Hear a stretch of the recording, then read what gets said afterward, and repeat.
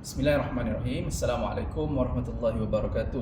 Alhamdulillah, insyaAllah hari ini saya akan ajarkan para jemaah semua bagaimana kita nak solat dekat atas kapal terbang apabila masuk solat fardu khususnya. Jadi untuk solat fardu ni kita ada rukun dan syarat yang harus kita penuhi.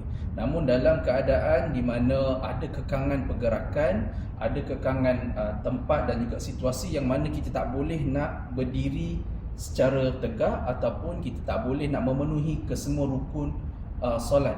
Jadi bagaimana kita nak solat ketika kita berada dalam kapal terbang dan kita sedang duduk. Sekiranya di dalam kapal terbang kita boleh akses kepada kawasan yang lebih luas, sebagai contoh kita duduk di kawasan business class ataupun first class, ataupun di dalam kawasan kapal terbang yang ada ruang solat. Namun kalau kita tidak ada akses kepada tempat yang lebih sesuai untuk kita solat, kita hanya boleh duduk saja. Jadi kita kena tahu bagaimana cara untuk kita nak mendirikan solat apabila masuk solat fardu. Baik, pertama sekali, sekiranya penerbangan kita tu kita ada masuk solat fardu zuhur misalkan. Jadi kita berada dalam keadaan musafir, bolehlah kita jamakkan sekali, jamak dan qasar, solat zuhur dan juga solat asar. Begitu juga untuk solat fardu maghrib dan juga solat isyak. Jadi kita boleh gabungkan keduanya. Jadi insyaAllah saya nak tunjuk bagaimana kita nak solat ketika mana kita sedang duduk di atas kursi, di atas kapal terbang. Baik. Contohnya sekarang ni saya berada di atas kerusi di dalam kapal terbang. Jadi beginilah posisi kita duduk dalam keadaan menegak, kan? Dan kita punya posture kita hanya boleh duduk begini saja. Kita nak berdiri mungkin agak sukar, apatah lagi kita nak bergerak kiri dan kanan. Jadi bagaimana kita nak mulakan solat kita dalam keadaan itu? Jadi mudah saja. Yang pertama adalah kita perlu berada dalam keadaan berwuduk lah.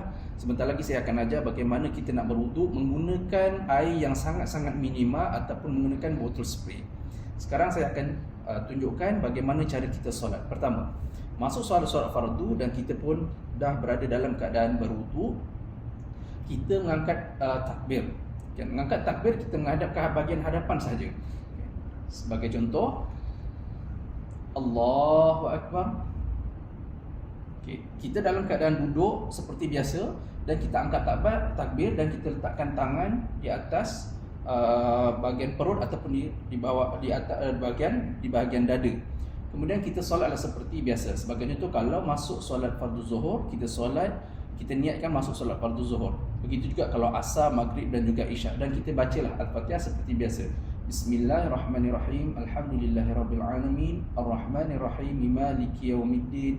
Iyyaka na'budu wa iyyaka nasta'in. Sehinggalah selesai. Kemudian kalau kita nak tambah surah pendek, kita boleh baca surah pendek.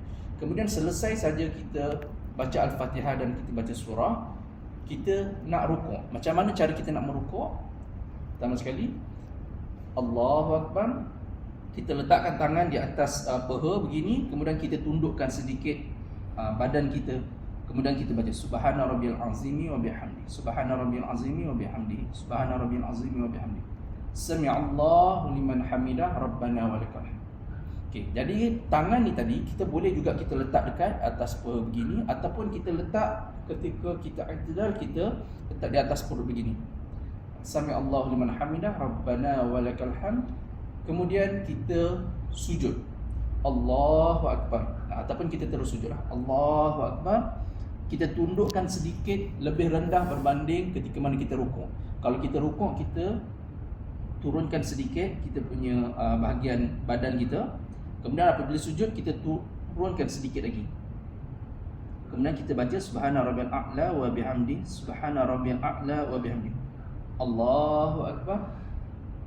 Rabbighfirli warhamni wajburni warfa'ni warzuqni wahdini wa'afini wa'fu anni. Kemudian kita sujud kembali, Subhana rabbiyal a'la wa bihamdi. Subhana rabbiyal a'la wa bihamdi. Subhana rabbiyal a'la wa bihamdi. Allahu Akbar. Kemudian kita sambung untuk rakaat kedua, ketiga sampailah selesai. Okey. Kemudian bagaimana kita nak memberi salam? Katakanlah kita dah selesai solat apa semua. Kalau solat zuhur kalau kita solat 2 rakaat lah. Kalau jamak dan juga qasar. Kalau 3 rakaat, 3 rakaat.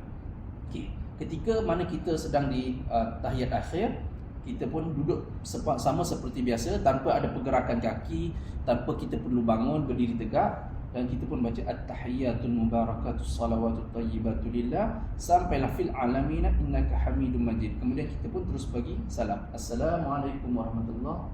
Assalamualaikum warahmatullahi. Kemudian selesailah solat kita.